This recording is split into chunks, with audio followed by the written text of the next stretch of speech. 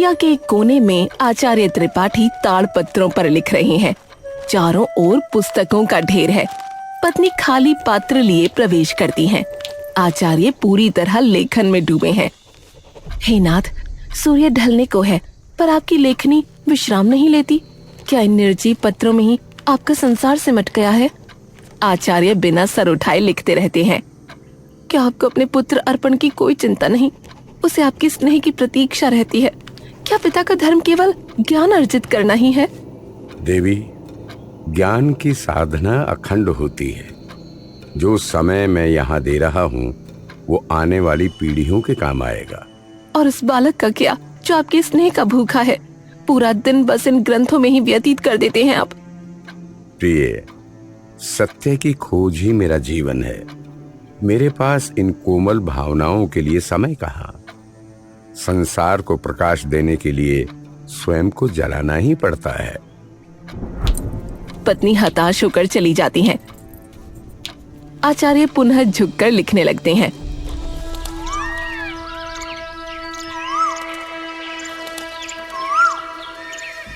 महाराज रुद्र प्रताप सिंहासन पर बैठे हैं।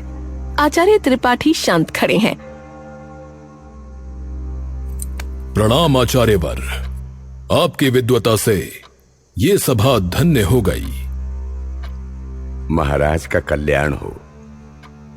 आचार्य, मेरी इच्छा है कि आप राज सलाहकार का पद स्वीकार करें। राजकोष और समस्त सुख सुविधाएं आपके चरणों में होंगी। क्षमा करें महाराज, मैं एक शिक्षक हूं, सेवक नहीं। सेवक? आचार्य, ये तो अत्यंत सम्मानजनक पद है। महाराज, राज दरबार की सीमाओं में बंधने पर मुझे सत्य के स्थान पर आपकी चापलूसी करनी पड़ेगी। और एक ब्राह्मण का धर्म केवल सत्य का साथ देना है, किसी की प्रशंसा के गीत गाना नहीं। इसलिए मैं असमर्थ हूं। महाराज अवाक रह जाते हैं। आचार्य गरिमा के साथ प्रस्थान करते हैं।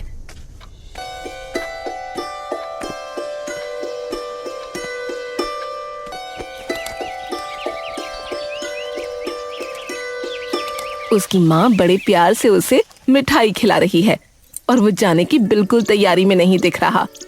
ले बेटा, थोड़ा और खा ले। मेरे लाल को आज पाठशाला जाने की कोई आवश्यकता नहीं है। माँ, मुझे उस उबाऊ पाठशाला में नहीं जाना। वहाँ गुरुजी बस रटाते रहते हैं। मुझे तो अपने मित्रों के साथ वन में खेलने जाना है माँ। ठीक है मेरे बच्चे, जैसा तू चाहे। तेरे पिता तो दिन भर ग्रंथों में खोए रहते हैं, पर मैं तुझे कभी उदास नहीं देख सकती। जा खेल ले। तभी अर्पण के कुछ आवारा और उद्दंड मित्र गली से सीटी बजाते हुए निकलते हैं। अरे अर्पण, कब तक माँ के आंचल में छिपा रहेगा? चल, आज नदी किनारे जुआ खेलने और मौज उड़ाने चलते हैं। आया मित्रों। माँ, मैं जा रहा हूँ। अर्पण भाग जाता है। माँ उसे ममता भरी नजरों से देखती रहती है, अनभिज्ञ कि उसका यही लाड़ अर्पण को किस ओर ले जा रहा है। आचार्य त्रिपाठी लेखन में लीन है। बाहर से अर्पण और उसके मित्रों के शोर की आवाजें आ रही हैं। पत्नी चिंता में प्रवेश करती हैं। स्वामी, क्या आपको बाहर का कोलाहल सुनाई नहीं दे रहा? अर्पण किन लड़कों के साथ है? क्या कभी आपने देखा? देवी, सत्य की खोज के लिए एकाग्रता आवश्यक है। अर्पण अभी बालक है, खेल रहा होगा। वो बालक नहीं रहा स्वामी, उसकी संगत बिगड़ रही है। वो पाठशाला के बजाय गलियों में समय गंवा रहा है। क्या पिता होने के नाते आपका कोई उत्तरदायित्व नहीं? मेरा उत्तरदायित्व इन ग्रंथों को पूर्ण करना है। ज्ञान का ये प्रकाश ही अनंत काल तक जीवित रहेगा। अर्पण के भाग्य में जो होगा वही होगा। मुझे विघ्न न डालने दें। आचार्य पुनः लिखने लगते हैं। पत्नी मौन खड़ी उन्हें देखती रह जाती है। बाहर अर्पण की ऊंची हंसी गूंजती है। अर्पण नशे में धुत है और अपने मित्रों के साथ जुआ खेल रहा है। उसके सामने मदिरा का पात्र रखा है। देखो मित्रों, आज मेरा भाग्य साथ दे रहा है। ये लो और मुद्राएं, आज सारा धन मेरा होगा। अरे अर्पण, तू तो आज हमारा गुरु बन गया है। पिता ग्रंथों में डूबे हैं और पुत्र यहाँ मदिरा और जुए का आनंद ले रहा है। पर भाई, ये मुद्राएं तो समाप्त होने वाली हैं। रात के अंधेरे में मंदिर का द्वार खुला रहता है, वहां बहुत स्वर्ण है। क्या साहस है तुझ में? साहस? साहस की बात मत करो। आज रात्रि में हम उस मंदिर के वैभव को अपना बनाएंगे। अपना। चलो।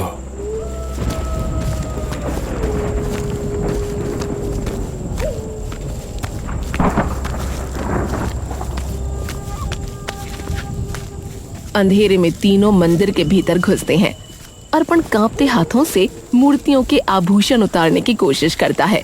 अचानक एक पहरेदार की मशाल की रोशनी उन पर पड़ती है। कौन है? कौन है वहां? ठहरो अधर्मियों, ठहरो। भगवान के घर में ये पाप। पहरेदार अर्पण का मुख देखकर स्तब्ध रह जाता है। हे नारायण, ये मैं क्या देख रहा हूँ? साक्षात आचार्य त्रिपाठी का पुत्र चोरी करते हुए। जिस कुल में ज्ञान की गंगा बहती थी, उसमें ये कीचड़ कहां से आया? चलो चलो, महाराज ही अब तुम्हारा न्याय करेंगे। अर्पण और उसके साथी बेड़ियों में जकड़े खड़े हैं। महाराज गंभीर मुद्रा में सिंहासन पर बैठे हैं। महाराज, ये युवक कल रात्रि में मंदिर में चोरी करते हुए पकड़े गए हैं। इनमें से एक स्वयं पूज्य आचार्य त्रिपाठी का पुत्र अर्पण है महाराज। क्या? आचार्य का पुत्र जो पूरे राज्य को धर्म सिखाते हैं, उनका अपना रक्त अधर्म के मार्ग पर? क्या वेदों के स्थान पर अब उसके मुख से मदिरा की गंध आएगी? स्तब्ध होकर खड़े होते हुए क्रोध और पीड़ा में, ये मात्र चोरी नहीं, उस महान विद्वान का अपमान है। सैनिक, तुरंत आचार्य जी के सम्मुख जाओ। कहो कि उनका पुत्र राजबंदी है।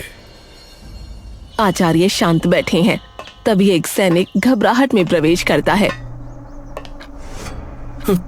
क्षमा करें आचार्यवर, अत्यंत दुखद सूचना है। आपका पुत्र अर्पण मंदिर में चोरी करते हुए पकड़ा गया है। वो राजमहल के कारागार में है। क्या? अर्पण और चोरी? हे नारायण, मेरे मुख पर ऐसी कालिख पुत गई है जिसे गंगा जल भी नहीं धो पाएगा। अब मैं समाज को क्या मुख दिखाऊंगा? स्वामी, विलाप छोड़िए। महाराज आपका सम्मान करते हैं। यदि आप स्वयं जाकर एक बार कहेंगे तो वो अर्पण को क्षमा कर देंगे। कृपया चलिए ना। कदापि नहीं। क्या तुम मुझे अपराधी को सिफारिश करने को कह रही हो? यदि उसने पाप किया है तो उसे दंड भोगना ही होगा। मैं सिद्धांतों की बलि नहीं दे सकता। यदि आप नहीं कहे तो मैं इसी क्षण अपने प्राण त्याग दूंगी। इस अभागी माँ के लिए पुत्र से बढ़कर कोई सिद्धांत नहीं है। तुम्हारी कैसी हट है? एक पिता के मोह ने आज विद्वान के सिद्धांतों को झुका दिया। मुझे उस दरबार में जाना ही होगा जहां मैंने कभी सिर नहीं झुकाया।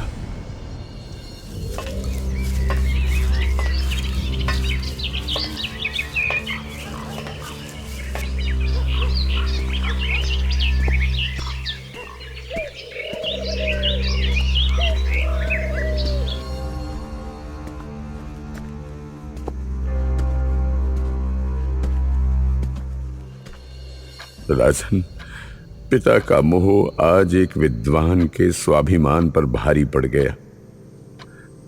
अर्पण नादान है, उसे बालक समझकर इस बार क्षमा कर दीजिए।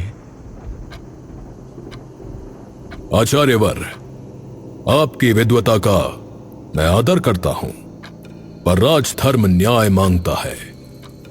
यदि आप चाहते हैं कि अर्पण मुक्त हो तो आपको इसी राज दरबार में सबके सम्मुख मुझसे क्षमा याचना करनी होगी। पूरे दरबार में सन्नाटा छा जाता है। आचार्य भारी मन से सर झुका लेते हैं। ठीक है राजन, कल के दीप को बचाने के लिए मैं अपनी प्रतिष्ठा त्यागता हूं। मैं आचार्य त्रिपाठी भरे दरबार में अपने पुत्र के कुकर्मों के लिए आपसे और समाज से क्षमा मांगता हूं। आचार्य झुककर हाथ जोड़ते हैं। अर्पण को मुक्त कर दिया जाता है।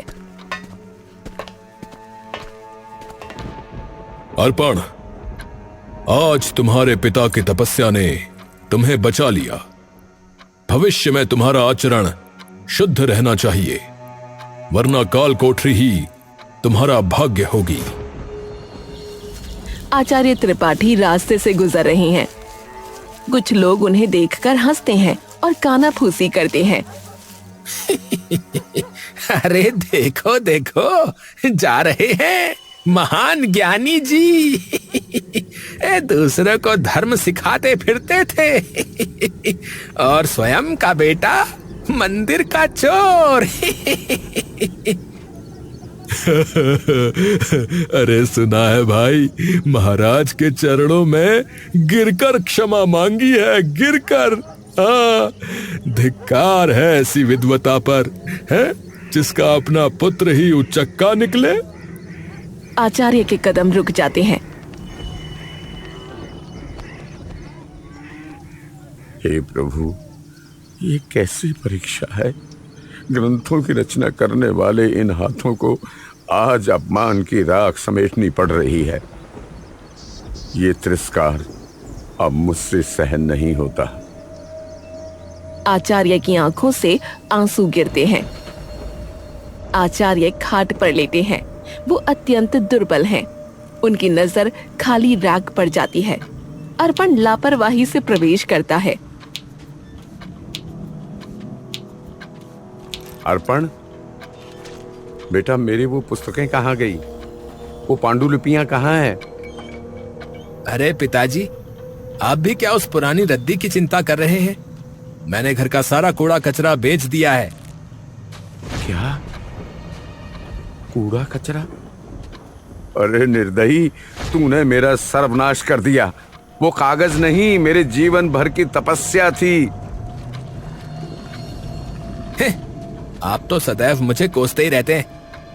मुझे लगा वो सड़ी गली पुस्तकें बेकार हैं, इसलिए उन्हें ठिकाने लगा दिया। अरे कम से कम कुछ धन तो मिला। उनकी आंखों में बेबसी के आंसू हैं।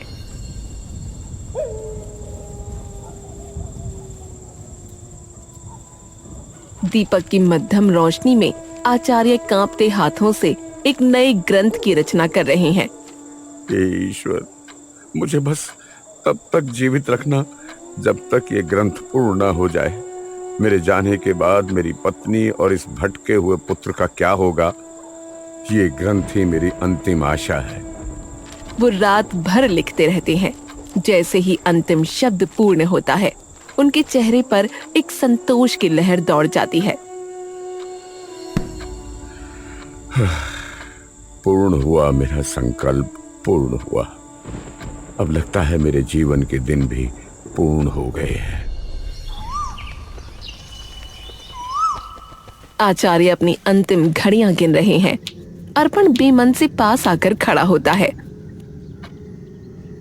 बेटा अर्पण, अभी भी समय है, संभल जाओ।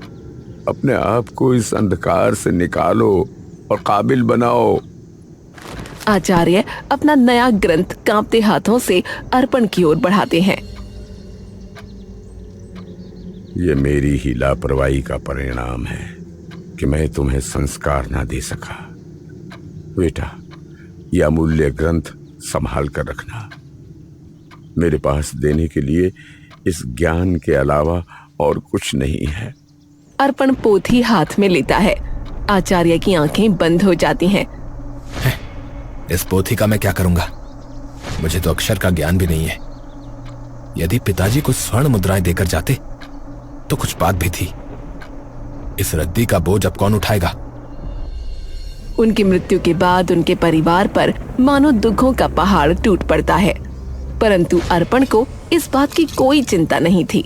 वो तो अपने पिताजी के सामान में धन की तलाश करने लगा।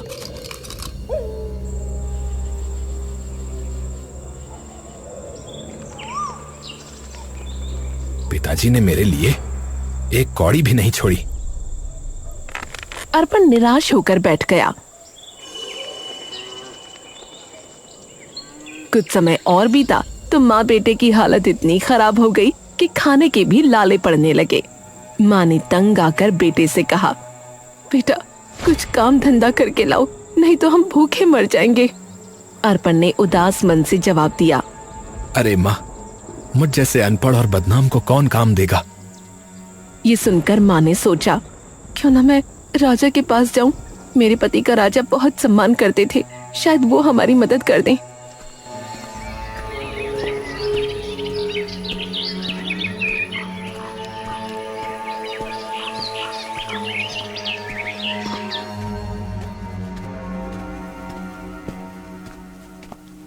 आचार्य की पत्नी महाराज के सामने गुहार लगा रही हैं। महाराज, हम भूखे मर रहे हैं, कृपया हमारी मदद कीजिए। कैसी सहायता? तुम्हारे पति को मैंने कई बार सलाहकार बनने का अनुरोध किया था, परंतु उन्होंने हर बार मना कर दिया। महाराज, राज दरबार की सीमाओं में बंधने पर मुझे सत्य के स्थान पर आपकी चापलूसी करनी पड़ेगी। तुम्हारा पुत्र अब कमाने लायक है, मैं तुम्हारी कोई सहायता नहीं कर सकता। आचार्य की पत्नी रोते हुए दरबार से खाली हाथ लौटती हैं।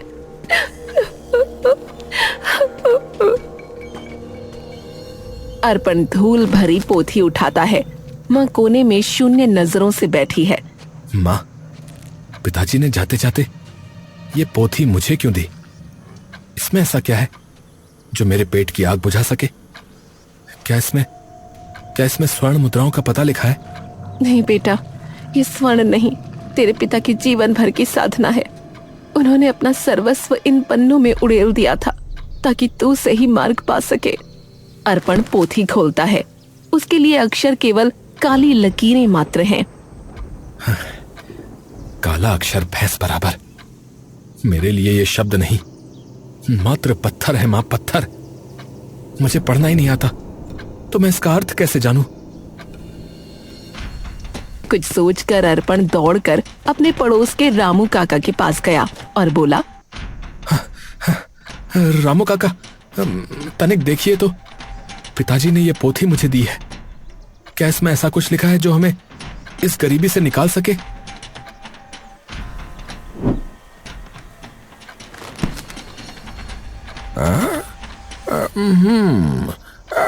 आचार्य त्रिपाठी की लेखनी। बेटा अर्पण, इसमें तो अत्यंत गूढ़ संस्कृत श्लोक लिखे हैं बेटा। इनका अर्थ समझना मेरे बस की बात नहीं है। अब ये लेखनी तो किसी महापंडित के ही समझने योग्य है। सामान्य मनुष्य इन शब्दों की गहराई तक नहीं पहुंच सकता बेटा।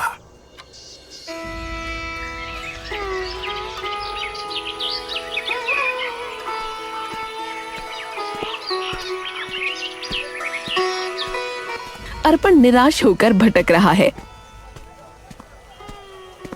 वो एक दुकान पर रुकता है। सेठ जी, क्या मुझे कोई कार्य मिल सकता है? मैं कुछ भी करने को तैयार हूँ, बस मेरी बीमार माँ के लिए थोड़ा अन्न दे दीजिए। अरे चलो चलो आगे बढ़ो। तो वही है ना जो मंदिर में चोरी करते हुए पकड़ा गया था? चोर को काम देकर मैं अपनी दुकान नहीं लुटवाना चाहता। चलो आगे बढ़ो। अर्पण दूसरी जगह जाता है, पर लोग उसे देखते ही दरवाजे बंद कर लेते हैं। कोई उसे जुआरी तो कोई अपराधी कहकर अपमानित करता है।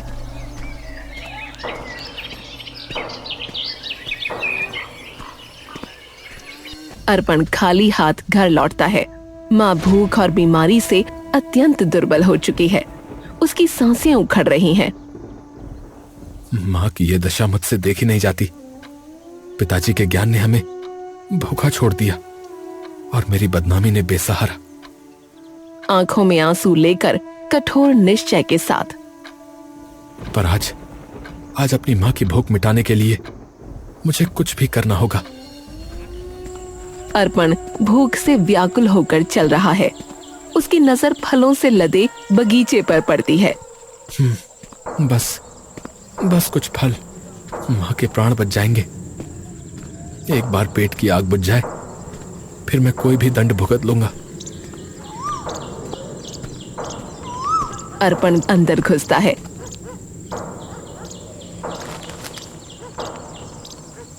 तभी पीछे से जूतों की आवाज आती है।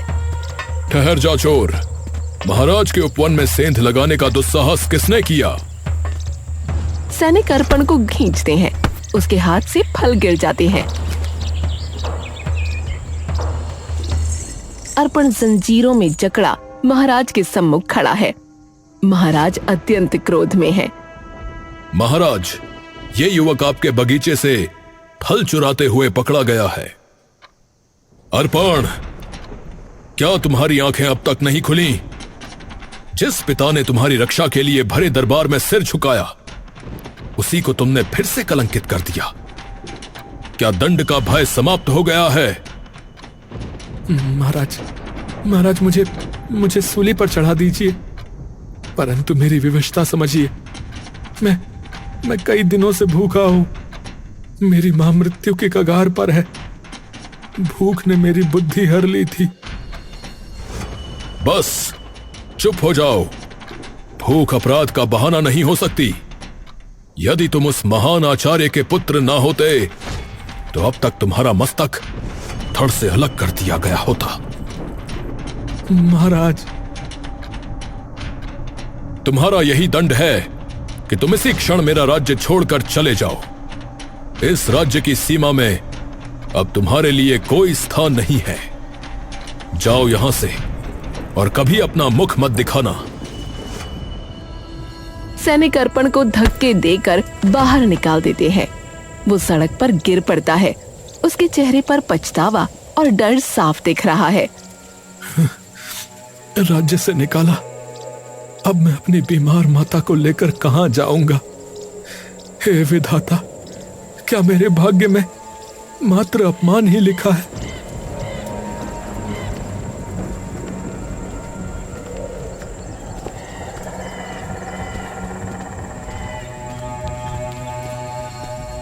उसके हाथ में कुछ फल है। माँ देखो, मैं भोजन लाया हूं। अब तुम्हें भूखा नहीं रहना पड़ेगा। महाराज ने हमें राज्य छोड़ने को कहा है। हम दूर चले जाएंगे माँ। वो कुटिया में कदम रखता है। सन्नाटा है। उसकी माँ निश्चल पड़ी है। अर्पण उन्हें झकझोरता है, पर शरीर ठंडा पड़ चुका है।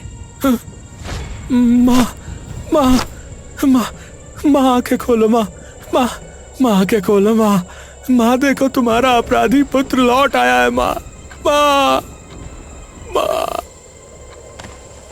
हे भगवान, हे विधाता, ये कैसा दंड दिया मुझे। भूख से तड़प तड़प कर मेरी माँ चली गई और मैं एक निवाला भी न दे सका। एक निवाला भी न दे सका। अब इस संसार में मेरा कौन है? किसके लिए जीऊं मैं? अर्पण फूट फूट कर रोता है। बाहर अंधेरा गहरा हो जाता है।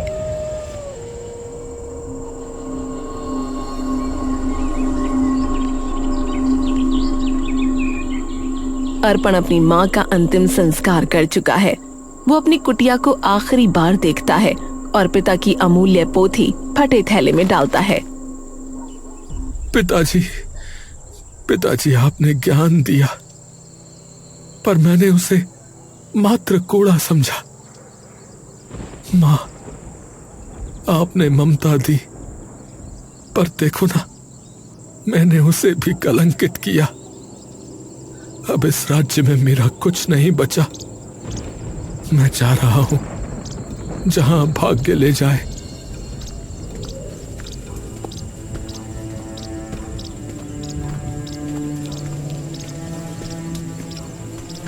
अर्पण थककर एक विशाल वट वृक्ष के नीचे बैठ जाता है। चारों ओर जंगली जानवरों की आवाजें हैं। अब यही जंगल मेरा घर है। यहाँ के फल फूल ही मेरी भूख मिटाएंगे। यहाँ ना कोई मुझे चोर कहेगा और ना ही कोई अपराधी।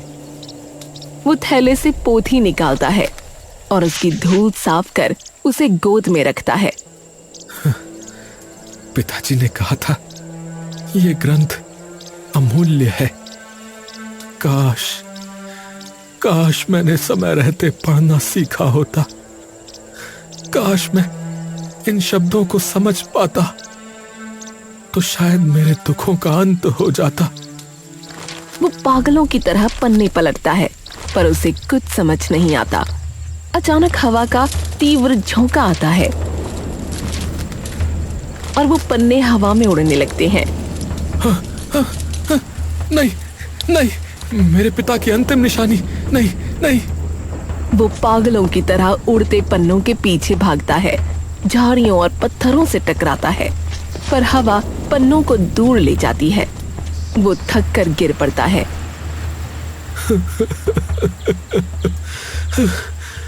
पता नहीं कितने पन्ने उड़ गए। जो समझ नहीं आता था वो भी अब अधूरा हो गया। शायद मेरी किस्मत ही फूटी है।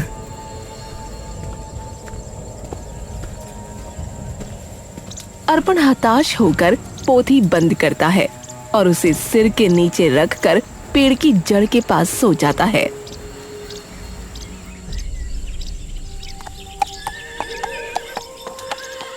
युवराज अयांश अपने घोड़े पर सवार शिकार खोज रहे हैं। तभी हवा में उड़ता एक कागज का पन्ना उनके चेहरे से टकराता है।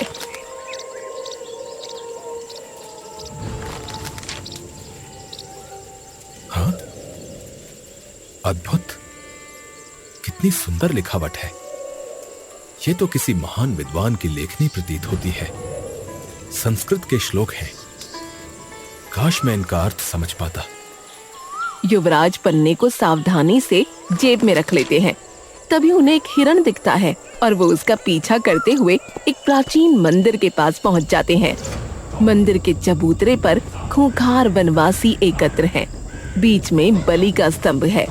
भाइयों, देवी माँ रुष्ट है। उनकी कृपा पाने के लिए हमें आज एक हट्टे कट्टे युवक की बलि चढ़ानी ही होगी। तभी युवराज अयांश वहां पहुंचते हैं। देखो पुजारी जी, देवी ने हमारी सुन ली। बलि के लिए युवक स्वयं चलकर आया है। क्यों ना इसी की बलि चढ़ा दी जाए। यदि इन्हें पता चला कि मैं शत्रु देश का युवराज हूं तो ये मुझे जीवित नहीं छोड़ेंगे। मुझे कुछ झूठ बोलना होगा। ठहरिए, मैं एक नीच कुल की संतान हूं। मेरी बलि देने से आपकी देवी और ये मंदिर अपवित्र हो जाएंगे। मुझे छोड़ दीजिए। मूर्ख, देवी को केवल रक्त और बलि चाहिए। उनके लिए कोई ऊंच नीच नहीं होता। तेरी बलि तो आज होकर ही रहेगी। युवराज की आंखों में मृत्यु का भय है। पुजारी जी, मेरी मृत्यु से पहले मेरी एक अंतिम इच्छा पूरी कर दीजिए। मेरे पास एक पत्र है। क्या कोई उसका अर्थ मुझे बता सकता है? ठीक है, मरते हुए व्यक्ति की अंतिम इच्छा हम अवश्य पूरी करेंगे। दिखाओ क्या लिखा है।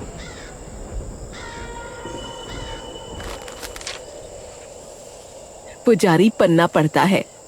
इसमें लिखा है, एक मिथ्या वचनम बहूनि मिथ्या वचनानि जनयति मिथ्यावादी च स्वयमेव जाले पतति।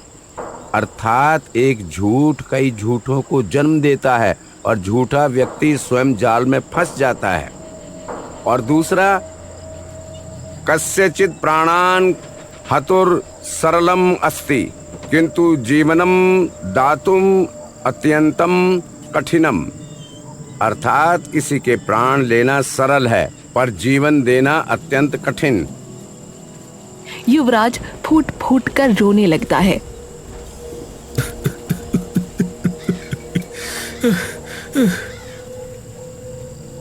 तुम रो क्यों रहे हो युवक?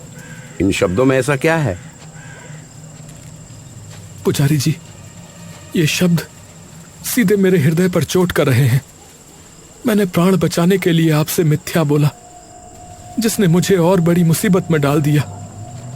और दूसरा श्लोक, आप मेरे प्राण तो ले लेंगे, पर क्या दोबारा जीवन दे पाएंगे? वनवासी एक दूसरे का मुंह देखने लगते हैं। उनके हाथों से हथियार छूट जाते हैं। पुजारी जी, यह युवक सत्य कह रहा है। हमें किसी निर्दोष का जीवन लेने का अधिकार नहीं है। यह पाप है। जाओ नौजवान, तुम्हें मुक्त किया जाता है। इन 2 श्लोकों ने आज मेरी चेतना जगा दी। आज के बाद यहाँ कभी किसी जीव की बलि नहीं चढ़ाई जाएगी। युवराज मुक्त होकर अपने महल की ओर जा रहा है। धन्य है वो महापुरुष जिसने ये शब्द लिखे। उनकी चंद पंक्तियों ने आज मेरी जान बचा ली। यदि एक पन्ना इतना अनमोल है तो सोचो उस पूरे ग्रंथ में कितना ज्ञान छिपा होगा। मुझे उस ज्ञानी को खोजना ही होगा। युवराज अयांश लौटकर सीधे महाराज रुद्र प्रताप के चरणों में गिर पड़ता है। उसकी आंखों में पश्चाताप है। पिताजी, मुझे क्षमा कर दीजिए। मैंने आपसे असत्य कहा और शिकार पर निकल गया। मेरे उस एक झूठ ने मुझे मृत्यु के द्वार तक पहुंचा दिया था। मृत्यु के द्वार? ऐसा क्या हुआ पुत्र? और तुम जीवित कैसे लौटे? पिताश्री, वनवासियों ने मुझे बलि चढ़ाने की तैयारी कर ली थी, पर इस भोजपत्र के मात्र 2 श्लोकों ने उनके पत्थर जैसे हृदय को पिघला दिया। इन शब्दों ने मेरे प्राण बचाए और उन्हें अधर्म से हटा दिया।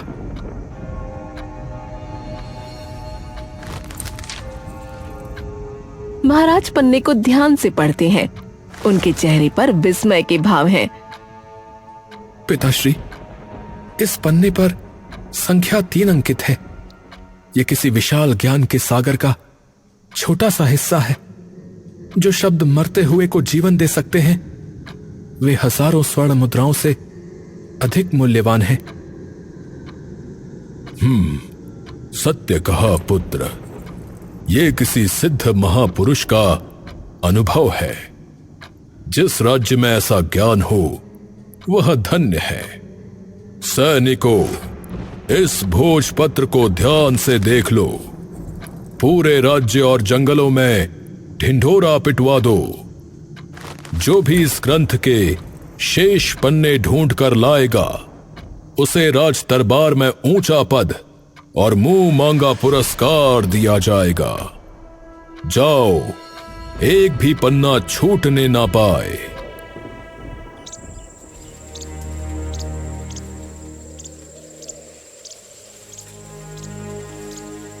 हे ईश्वर, क्या मैं उस ज्ञानी पुरुष के दर्शन कर पाऊंगा जिसने ये शब्द लिखे? और न जाने इस ग्रंथ के बाकी पन्ने किन किन परिस्थितियों में बिखरे होंगे। मुझे उस पोथी को पूर्ण करना ही होगा।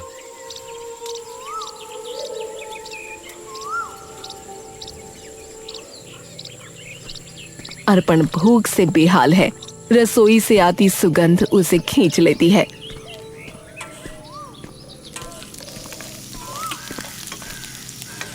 वो कांपते हाथों से रसोई के सामने हाथ फैलाता है। भाई, रोटी दे दो। कई दिनों से अन्न का दाना पेट में नहीं गया। बहुत भूखा हूं। चल हट, यहाँ भिखारियों के लिए कुछ नहीं है। भाग यहाँ से। रसोइया मुड़ता है। अर्पण 2 रोटियां उठाकर झोले में डाल लेता है। रसोइया उसे देख लेता है। चोरी? महल की रसोई में चोरी? चल, तुझे महाराज के ही सम्मुख ले चलता हूं। वही तेरा न्याय करेंगे।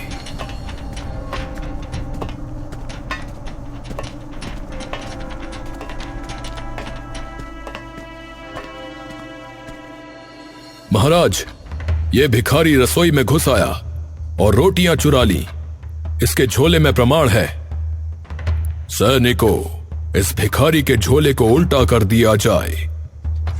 सैनिक झोला पलटता है। रोटियों के साथ वो प्राचीन ग्रंथ जमीन पर गिरता है।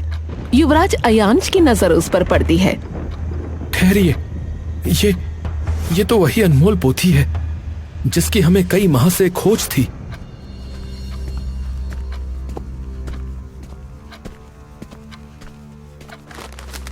वो ग्रंथ उठाकर चूम लेते हैं। इस युवक को छोड़ दो, ये कोई साधारण भिखारी नहीं है।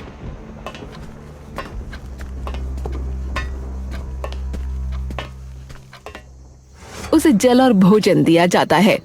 भाई, तुम्हारा नाम क्या है और ये अमूल्य निधि तुम्हारे पास कैसे आई? मेरा नाम अर्पण है।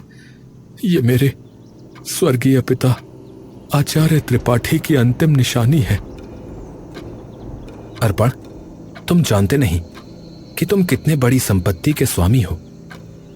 इस पोथी के मात्र 2 श्लोकों ने मेरे प्राण बचाए हैं। मैं इस ग्रंथ के लिए तुम्हें 5000 स्वर्ण मुद्राएं देने को तैयार हूं। क्या तुम इसे हमें दोगे?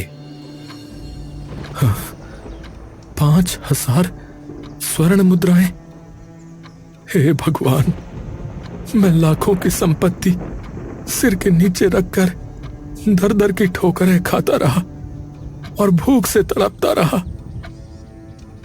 युवराज पोथी खोलकर अर्पण को उसके पिता का श्लोक पढ़कर सुनाते हैं।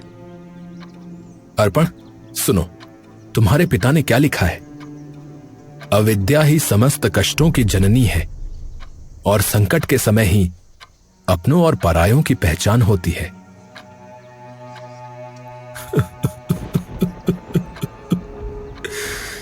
सत्य लिखा है, सच कहा। अविद्या ने ही मुझे भिखारी बना दिया। यदि बचपन में पिता की बात मानकर विद्या ग्रहण की होती तो आज मैं भी उनकी तरह विद्वान होता। अब मुझे इन स्वर्ण मुद्राओं के बोझ की आवश्यकता नहीं है। तो तुम इस धन का क्या करोगे मित्र? इस धन से मैं उन निर्धन बच्चों के लिए पाठशाला बनवाऊंगा जो अविद्या के अंधकार में भटक रहे हैं, ताकि कोई दूसरा अर्पण अपने पिता के ज्ञान को रद्दी ना समझ ले। मित्र, अब तुम निर्धन नहीं रहे। तुम तो आज इस संसार के सबसे महान और धनवान व्यक्ति बन गए हो। अर्पण शून्य में देखते हुए सोचता है, काश ये समझ मुझे तब आई होती जब माँ पिताजी जीवित थे। चारों ओर हरियाली है। एक सुंदर पाठशाला में गरीब बच्चे मंत्रोच्चार कर रहे हैं। अर्पण साफ सुथरे वस्त्रों में है और स्वयं भी गुरु से विद्या ग्रहण कर रहा है।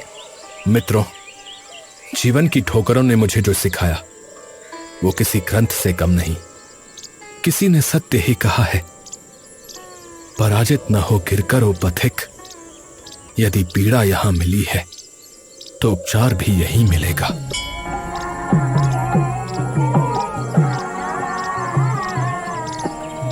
बच्चे मुस्कुराते हुए पढ़ रहे हैं। यदि आपकी बुराइयां आप पर हावी हो गई तो आपका अंत निश्चित है। कुसंगति और अविद्या मनुष्य को जीवित रहते हुए भी मृत बना देती है।